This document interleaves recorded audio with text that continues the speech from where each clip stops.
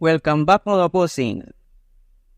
So, pinangako ko last upload na ang susunod na video ay pag-uusapan natin ang tungkol sa connection ng battery na series parallel. At eto na nga, pag-uusapan natin siya ngayon. At sa video na ito ay matutunan mo rin kung paano mag-build ng lithium iron phosphate, kung ilang 3 to 650 cells ang kailangan sa pag-build ng maliit hanggang sa malaking lithium iron phosphate battery bank. May gagawin akong maliit na chart sa isang part itong video para mas mabilis ang pag-identify ninyo ng build ng lithium iron phosphate battery.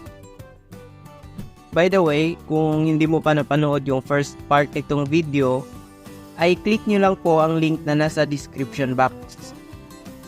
Tinalakay doon kung paano mag-series at kung paano naman mag-parallel ng battery. At bago tayo magsimula ay shoutout muna sa inyong lahat na subscribers ng Toolbox channel na ito. Salamat po sa suporta, lalo na sa mga bagong ka-toolbox natin. At kung ngayon ka pa lang napunta sa channel na ito ay mag-subscribe ka na din para magiging updated ka kung may bago tayong i-upload na video tungkol sa electrical, lalo na sa solar guide.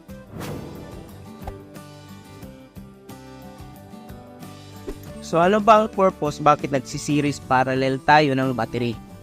Well, ito ay para tumaas ang voltage at ang capacity ng ating battery bank. Sa anong paraan? Yan ang ating pag-uusapan ngayon sa video na ito.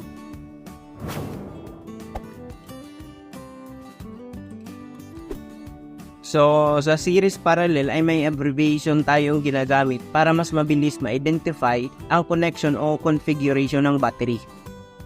Meron tayong ginagamit dito ng letter S para sa battery na naka-series connection at letter P naman para sa battery na naka-parallel connection.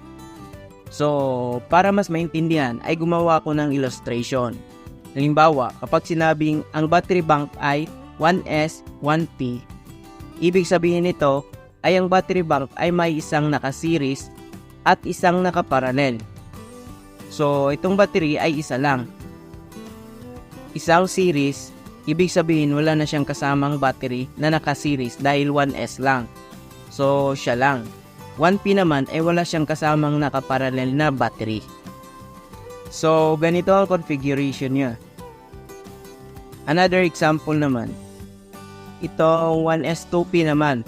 So, ibig sabihin nito, ang battery bank ay may isang naka-series na battery at dalawang naka-parallel na battery.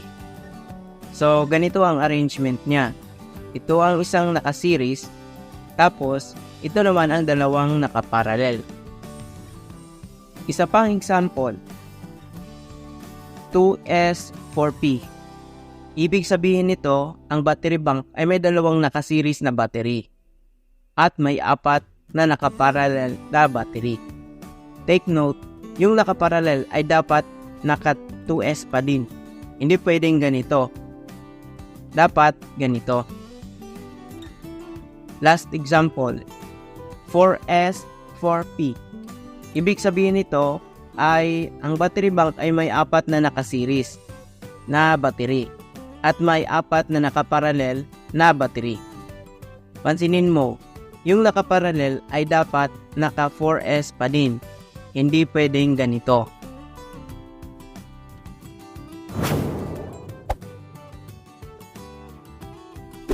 Ano naman ang magiging values o total values ng voltage, ampere hours at energy capacity o WH? Sa pag-identify ng total values, ito ang magiging batayan natin.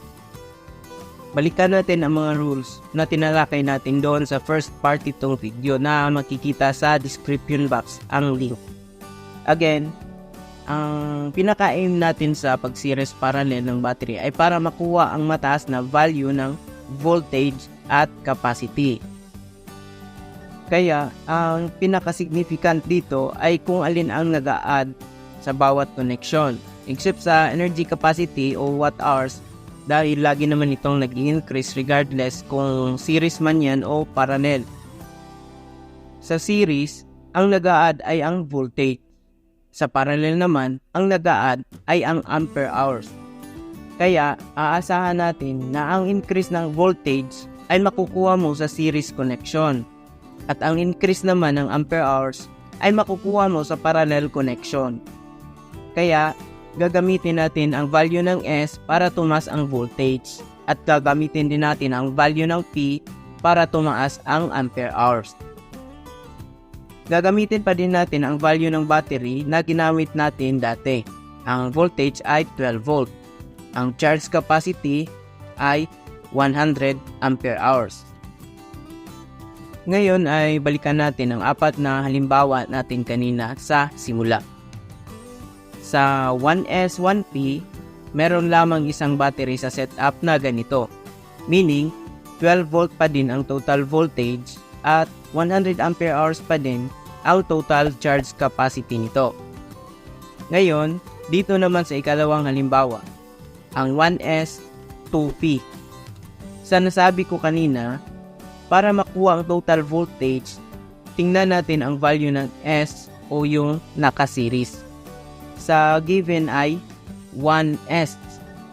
And again, kapag sinabing 1S ay isang battery lang at wala na siyang kasamang naka-series. So automatically, 12 volt pa din ang total voltage. At sa part ng parallel niya ay merong 2P o dalawang nakaparallel. Meaning, may kasama na ang battery natin. At sa parallel, ang ampere hours ang mag-increase at mag-add. So ganito, 100 ampere hours plus 100 ampere hours is equal to 200 ampere hours. Kaya ang total values ng battery na ito ay 12 volt, 200 ampere hours battery bank o setup. Dito naman sa pangatlong halimbawa, ang 2S 4P. Again, sa nasabi kanina, para makuha ang total voltage, tingnan natin ang value ng S o yung naka-series. So, 2S o may dalawang battery na naka-series. At kung series, ang voltage ang mag-increase at mag-add.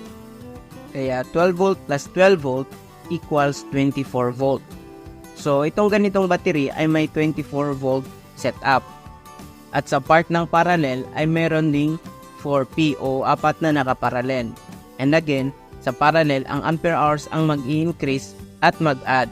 So ang apat na 100 ampere hours ay 400 ampere hours. Kaya ang total values ng battery na ito ay 24 volt, 400 ampere hours, battery bank o setup. Dito naman sa pang-apat na halimbawa, 4S 4P. Para makuha ang total voltage, tingnan natin ang value ng S o yung naka-series. So 4S kung may apat na battery na naka-series. Kaya ang apat na 12 volt ay 48 volt. So itong battery bank ay may 48 volt. At sa part ng parallel ay meron ding 4P o apat na nakaparallel. So 100 ampere hours na apat ay 400 ampere hours. Kaya ang total values ng battery bank na ito ay 48 volt, 400 ampere hours.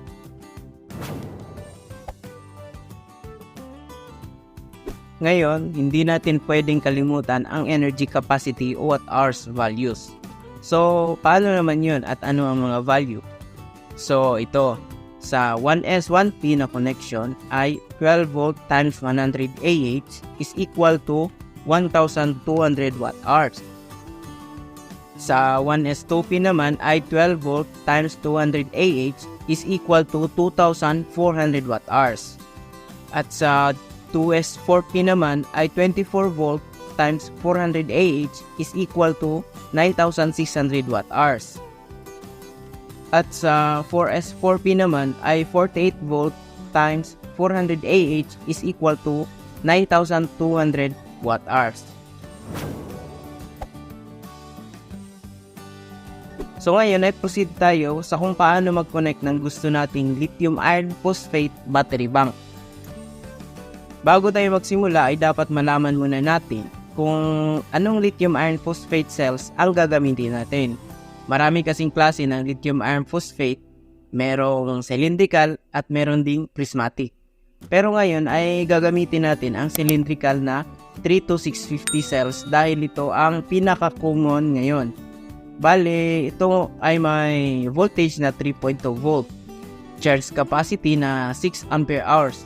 So, nandyan na agad ang kailangan natin sa pag-calculate ng battery bank, ang voltage at ang ampere hours. Ngayon ay unahin natin sa 12 volt system.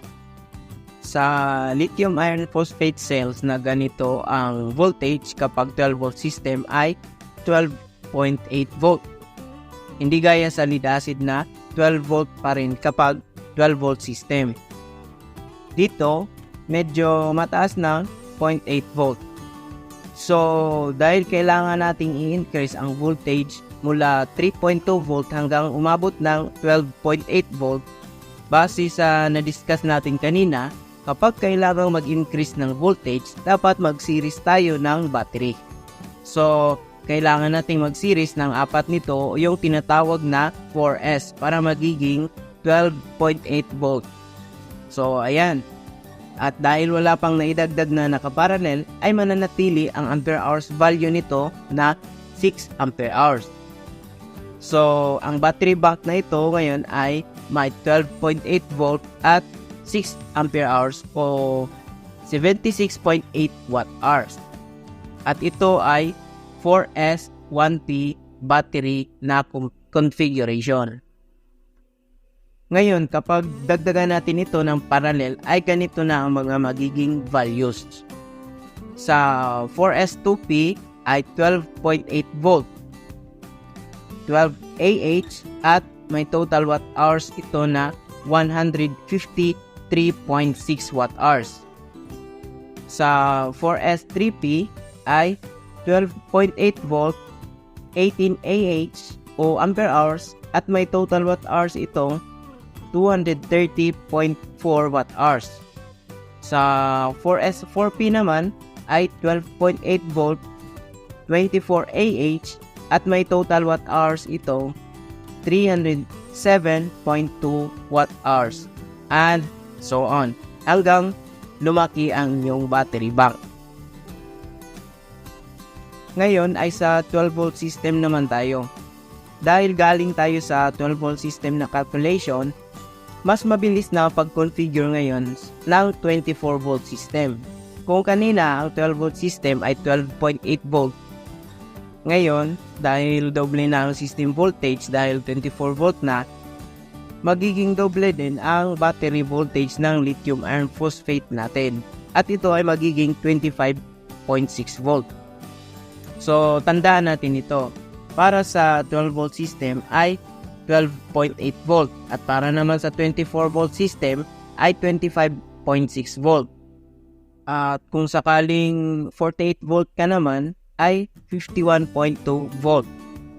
So dahil kailangan nating i-increase ang voltage mula 3.2 volt hanggang 25.6 volt, base pa din sa na-discuss natin kanina, kapag kailangan mag-increase ng voltage, dapat mag-series tayo ng battery. So, kailangan nating mag-series ng 8 nito o yung tinatawag na 8S para magiging 25.6 volt.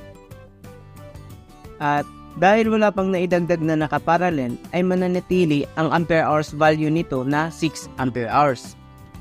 So, ang battery bank na ito ngayon ay may 25.6 volt at 6 ampere hours o 153.6 watt hours.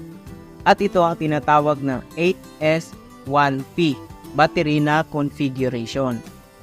Ngayon, kapag dagdagan natin ito ng parallel, ay ganito na ang mga magiging values. Sa 8S2P ay 25.6 volt, 12 ampere hours at may total watt hours ito na 307.2 watt hours. Sa 8S3P naman ay 25.6 volt, 18 AH, may total watt hours ito na 460.8 watt hours. Sa 8S4P naman ay 25.6 volt pa din, tapos 24 ampere hours at may total watt hours ito na 614.4 watt hours and so on. At importante na malaman natin na ang usable energy storage lang natin sa bawat battery bank na yan ay 80% lang. Kaya ito at inilagay ko na din dahil magagamit mo ito bilang guide kapag magpaplano ka na ng gagawin mong solar battery. Kung halimbawa naman na ang dati mong gamit sa setup mo ay gel o iba pang lead acid batteries at gusto mong mag-upgrade sa lithium iron phosphate, ito naman ang conversion. Halimbawa, ikaw ay may 50 Ah na gel at 12 volt system ka, ang dapat na ipalit mo ay itong 4S5P. At kung meron ka namang 100 Ah ay 4S10P naman ang ipalit mo. Sundan mo lang itong nakalagay sa table para sa gel to lithium iron phosphate conversion. So, yan ang kabuuan nitong video. Sa next video naman natin ay mag-build na tayo ng lithium iron phosphate at aalamin din natin doon ang mga part na kakailanganin mo sa pagbuo. Gaya ng 3 to 650 cells, kung ilan ang kakailanganing screws, washers, nuts, at gaano kahaba ang tabbing wires na kakailanganin sa pagbuo ng iyong solar battery gamit ang lithium iron phosphate. So hanggang sa susunod mga bossing, salamat po at ingat tayo palagi.